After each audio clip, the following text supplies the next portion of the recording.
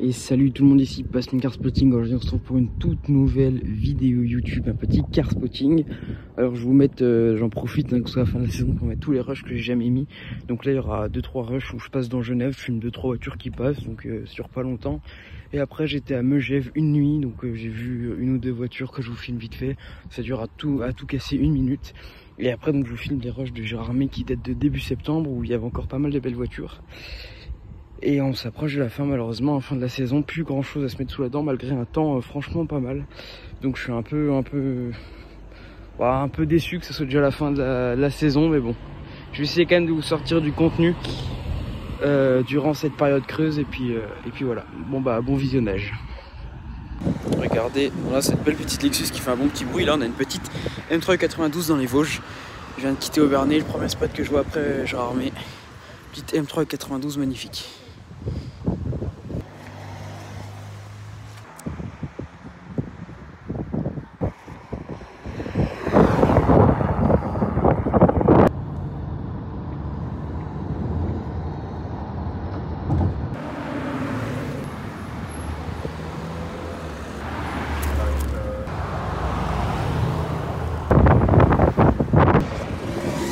Regardez, Porsche 356 au fond et là GT3, on a une magnifique GT3 qui vient d'arriver et je sais pas si vous l'avez vu la Porsche 356 au fond.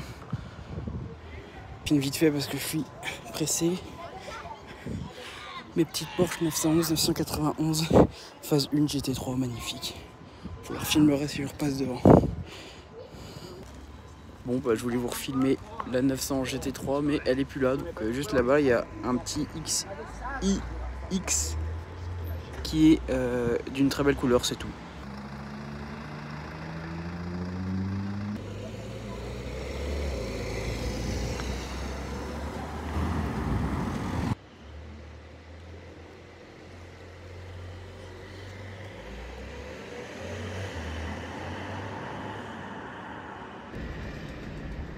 Regardez, on a un magnifique Classe G là-bas. Et attendez 30 secondes normalement. RS5.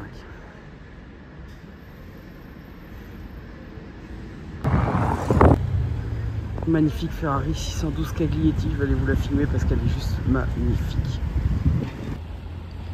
Magnifique Ferrari 612 Caglietti, celle-là c'est un mec qui vient de Nancy et je la vois à peu près une fois par an, c'est la 3e fois que je la vois. Mythique de la génération des V12, en gros vous avez la 812, avant vous avez la F12, vous avez la 599 GTB et je crois que celle-là c'est avant la... après il y a eu pas mal de générations mais en gros c'est fait partie de celle-là et on n'en voit pas beaucoup, un style très atypique. Mais qu'est-ce qu'elle est belle. Moi j'avoue que j'avais du mal au début mais quand tu apprends à regarder la voiture, franchement j'adore. Puis un gros V12, je pourrais pas vous dire la puissance là. Juste le mec est juste à la poste donc mon avis il va vite repartir. Et puis voilà quoi. Puis en soi une config jaune grise, hein, une couleur un peu champagne. C'est pas vraiment gris, c'est un gris doré. Et à l'intérieur avec les mythiques volants qui me font passer à la F430. Regardez, c'est marqué là, 612 Caglietti V12, donc je pense que 612 c'est 600 chevaux. Et V12, 12 cylindres comme la 812 en gros. Est-ce Caglietti, je sais pas, faut que je demanderai, que je me renseigne. Mais je suis content de tomber sur une petite voiture comme ça. Et si part bientôt, je vous la filme démarrer. Parce qu'on a vraiment une auto très rare, qu'on voit pas beaucoup. Et vraiment, en soi, c'est un style atypique, moi j'adore.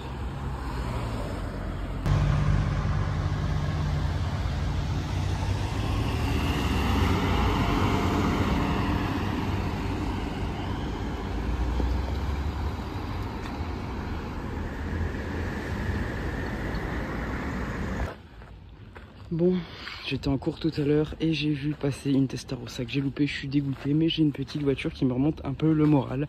Une Cayman T-Cart, donc une voiture assez rare. D'ailleurs, le propriétaire, c'est quelqu'un que je connais bien, enfin l'ancien propriétaire, ce qui l'a plu. C'est celui que je vous ai déjà filmé, il avait une 996 GT2 préparée par Ruff. Et voilà, donc il y a encore sur Instagram, Voltaz, mais c'est plus lui du tout le propriétaire.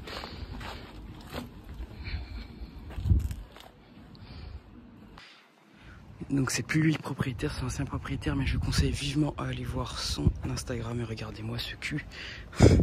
Vraiment c'est le terme à... Parce que regardez-moi cet arrière complètement vénère.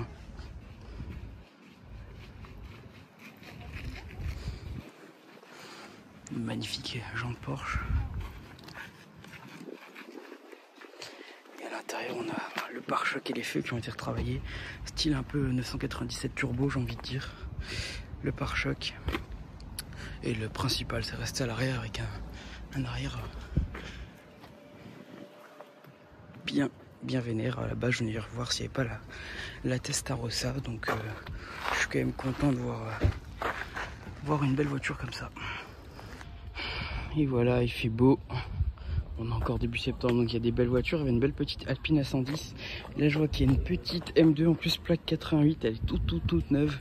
Donc j'espère l'avoir souvent. Et en plus, regardez, l'échappement, il est tout sauf d'origine. Donc on espère l'avoir, j'espère l'avoir roulé, puis l'avoir souvent. Bon, après, oui, on voit qu'elle est neuve, parce qu'il a encore les pneus cirés et tout. Bon, après, vous connaissez l'M2, hein, j'en filme tout le temps. J'adore cette voiture. Et ça, c'est une de base. Elle a 0 pièce M compétition. Vraiment, c'est de base, si je peux dire ça comme ça, parce que ça reste une voiture de malade. Mais ça reste une voiture de malade mentale, et même de base comme ça, elle est juste incroyable. Et cette face avant, là, une voiture de fou furieux, la M2. Bon, elle est juste pour le kiff parce que je passe devant, je vois la filmer un petit coup. Une très belle peinture pailletée que je cache avec mon ombre. Alors c'est très pratique pour vous la filmer, là, regardez. Un bel intérieur qu'on voit bien là, sur piqûre bleue. Bon, après c'est une Alpine A110 de base, qu'on voit beaucoup maintenant, mais... Ça reste une voiture de malade, hein.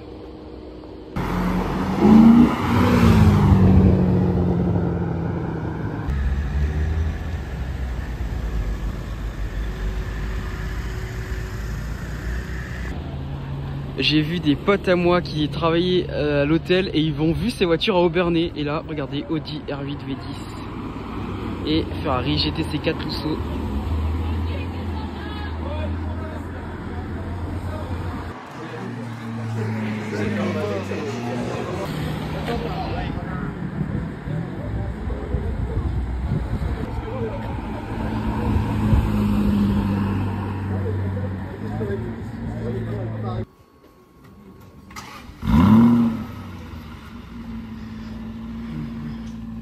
Bon, il y avait une vidéo en tête, je voulais vous la filmer comme il fallait.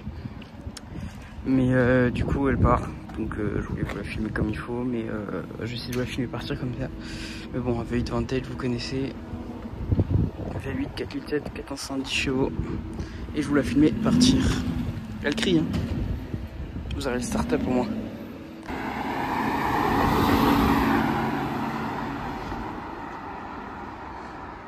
Mesdemoiselles, messieurs.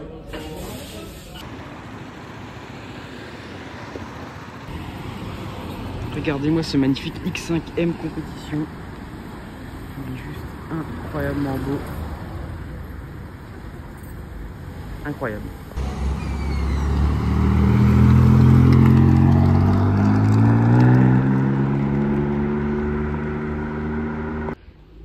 Bon, premier petit spot à l'arrêt, on va dire aujourd'hui, parce que j'ai quand même déjà vu une M3 compétition et le X5M.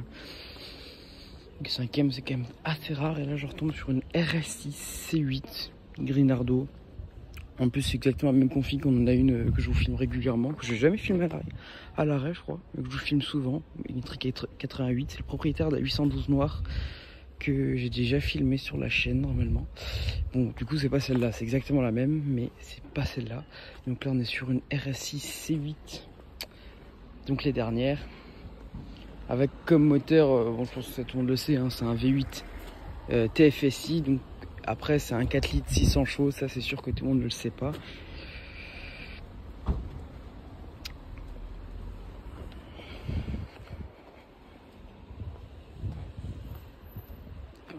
Et d'ailleurs, sur le petit rallye d'anglais que je vous ai filmé, il y avait une RS7 Performance qui n'a pas filmé comme par hasard quand elle partait. Et donc on les reconnaît esthétiquement, c'est les mêmes. Je parle de la RS7 mais c'est pareil que les RS6 Performance. Donc j'étais en train de dire, Donc sur la RS6 et RS7 Performance, esthétiquement la seule chose qui changeait c'était les jantes. Donc ça n'est pas une hein, mais je vous l'avais filmé. Normalement on le voit, c'est des jantes beaucoup mieux dessinées, qui sont beaucoup plus jolies d'ailleurs.